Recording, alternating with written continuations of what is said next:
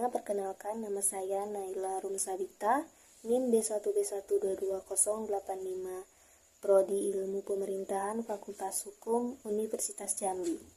Di video kali ini, saya akan menjelaskan sekaligus menerangkan tentang konsep ilmu politik dan hubungan ilmu politik dengan ilmu sosial lainnya.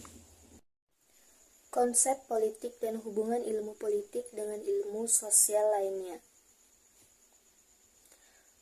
Sebelumnya, apa itu politik?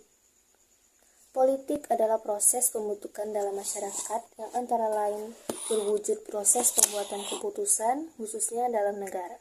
Karena politik sendiri dalam bahasa Arab disebut siasah yang memiliki arti siasat atau strategi.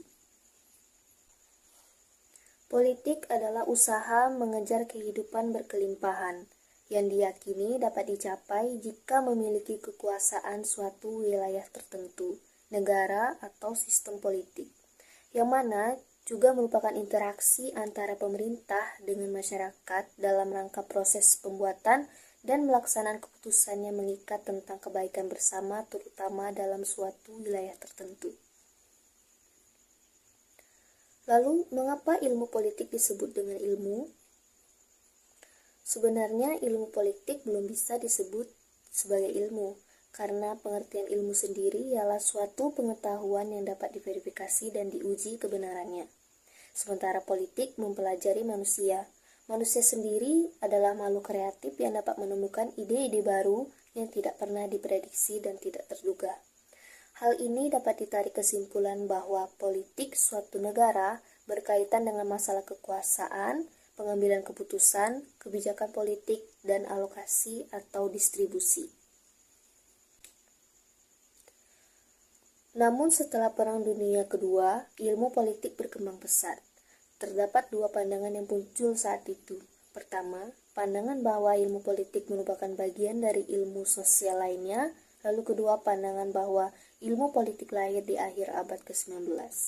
Dalam perkembangannya, pengaruh ilmu-ilmu sosial lainnya tidak dapat dielakkan seperti filsafat, sejarah, sosiologi, psikologi, dan ilmu politik yang mendapat sumbangan yang sangat besar dan berharga dari hukum.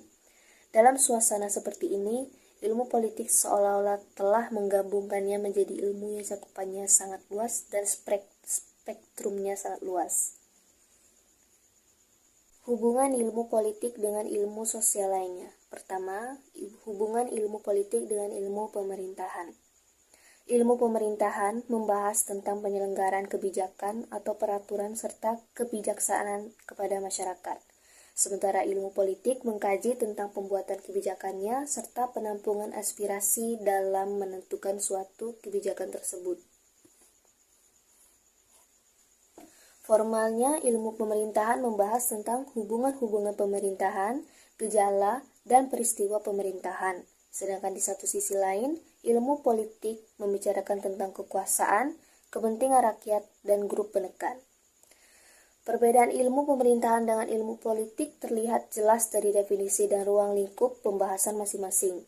Jika ilmu pemerintahan membahas tentang pengkoordinasian eksekutif, legislatif, dan yudikatif antar sesamanya dan kepemimpinannya kepada rakyat, maka ilmu politik membahas tentang bagaimana mendapatkan kekuasaan di eksekutif, legislatif, dan yudikatif.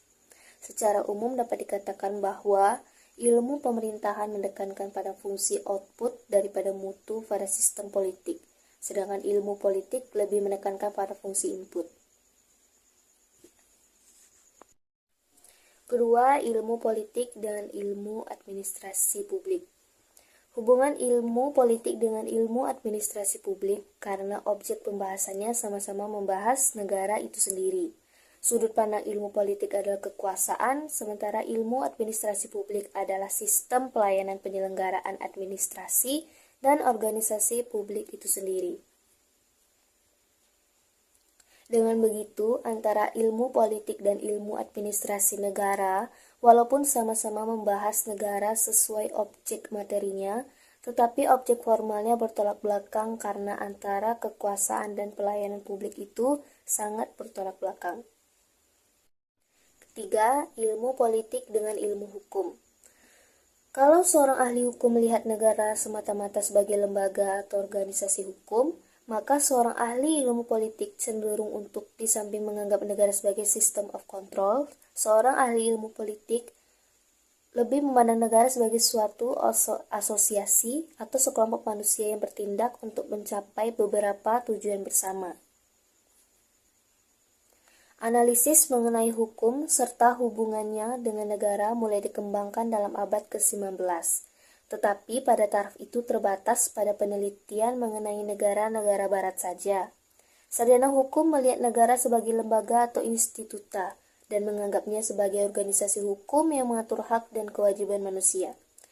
Fungsi negara ialah menyelenggarakan penertiban, tetapi oleh ilmu hukum penertiban ini dipandang semata-mata sebagai tata hukum.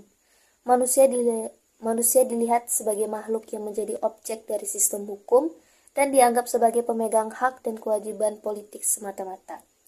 Ilmu hukum tidak melihat manusia sebagai makhluk yang terpengaruh oleh faktor sosial, psikologi, dan kebudayaan. Akibatnya ialah bahwa ada kecenderungan pada ilmu hukum untuk meremehkan kekuatan-kekuatan sosial dan kekuatan-kekuatan lainnya yang berada di luar bidang hukum. Dalam masyarakat sendiri terdapat banyak asosiasi, tapi perbedaan antara negara dan asosiasi lainnya ialah bahwa negara mempunyai wewenang untuk mengendalikan masyarakat, memakai kekerasan fisik. Keempat, ilmu politik dengan ilmu administrasi sosial. Ilmu sosial mengamati kegiatan manusia dari segi ekstern dan intern. Dengan menggunakan dua macam analisis ini, ilmu politik dapat menganalisa secara lebih mendalam makna dan peran orang kuat, kondisi sosial ekonomi, serta ciri-ciri kepribadian yang memungkinkannya memainkan peran besar tersebut. Ilmu sosial juga dapat menjelaskan bagaimana kepemimpinan tidak resmi turut menentukan hasil suatu keputusan dalam kebijakan politik dan kenegaraan. Bagaimana sikap dan harapan masyarakat dapat melahirkan tindakan serta tingkah laku yang berpegang teguh pada tuntutan-tuntutan sosial. Bagaimana motivasi untuk kerja dapat ditingkatkan sehingga memperbanyak produksi kerja melalui penanaman penghargaan terhadap waktu dan usaha, betapa nilai-nilai budaya yang telah bertahun-tahun lamanya diterima oleh masyarakat dapat melahirkan tingkah laku politik yang relatif stabil, yang memberi dorongan kuat pada ketaatan terhadap aturan pemakaian. Kelima, ilmu politik dengan ilmu sejarah. Ahli sejarah selalu meneropong masa lampau dan inilah yang menjadi tujuannya. Sedangkan ahli politik biasanya lebih melihat ke depan. Bahan mentah yang disajikan oleh ahli sejarah, terutama sejarah kontemporer, oleh sarjana ilmu politik hanya dipakai untuk menemukan pola-pola ulangan yang dapat membantu untuk menemukan suatu proyeksi masa depan. Sejak dahulu, ilmu politik erat hubungannya dengan sejarah dan filsafat. Sejarah merupakan alat yang paling penting bagi ilmu politik karena menyumbang bahan, yaitu data dan fakta dari masa lampau untuk diolah lebih lanjut. Sarjana ilmu politik tidak puas dengan hanya mencatat sejarah, tetapi ia akan selalu mencoba menemukan dalam sejarah pola-pola tingkat laku politik yang memungkinkan untuk, dalam batas-batas tertentu, menyusun suatu pola perkembangan untuk masa depan dan memberi gambaran bagaimana suatu keadaan dapat diharapkan akan berkembang dalam keadaan tertentu. Keenam, ilmu politik dengan ekonomi. Seorang sarjana ilmu politik tidak dapat lagi mengabaikan pengaruh dari perdagangan luar negeri, bantuan luar negeri, serta hubungan ekonomi luar negeri pada umumnya terhadap usaha-usaha pembangunan dalam negeri. Dengan pesatnya perkembangan ilmu ekonomi modern, khususnya ekonomi internasional, kerjasama antara ilmu politik dengan ilmu ekonomi makin dibutuhkan untuk menganalisis siasat-siasat pembangunan nasional. Akhir-akhir ini ilmu ekonomi justru telah menghasilkan suatu bidang ilmu politik yang baru. Ini dinamakan pendekatan perilaku rasional atau rational choice yang lebih cenderung melihat manusia sebagai makhluk ekonomi. Dianggap bahwa manusia dalam mengambil suatu putusan selalu memperhitungkan untung rugi baginya secara ekonomis.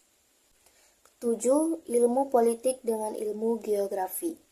Bahwa di samping faktor ekonomi dan antropologi, geografi mempengaruhi karakter dan kehidupan nasional dari rakyat, dan karena itu mutlak harus diperhitungkan dalam menyusun politik luar negeri dan politik nasional. Dalam masa sebelum Perang Dunia II, suatu cabang geografi mendapat perhatian besar, yaitu geopolitik atau geopolitics. Lalu fakta di Indonesia bahwa kita terdiri dari 17.000 pulau sehingga kita dinamakan dengan archipelago state mempunyai akibat besar bagi eksistensi kita. Misalnya garis pantai yang harus dijaga terhadap penangkapan ikan ilegal dan untuk memelihara keamanan terhadap negara lain. Terima kasih banyak sudah menyimak, karena mungkin hanya itu yang bisa dapat saya sampaikan. Jikalau ada kesalahan kata atau kalimat, mohon dimaafkan karena kesempurnaan hanya milik Allah Subhanahu wa Ta'ala.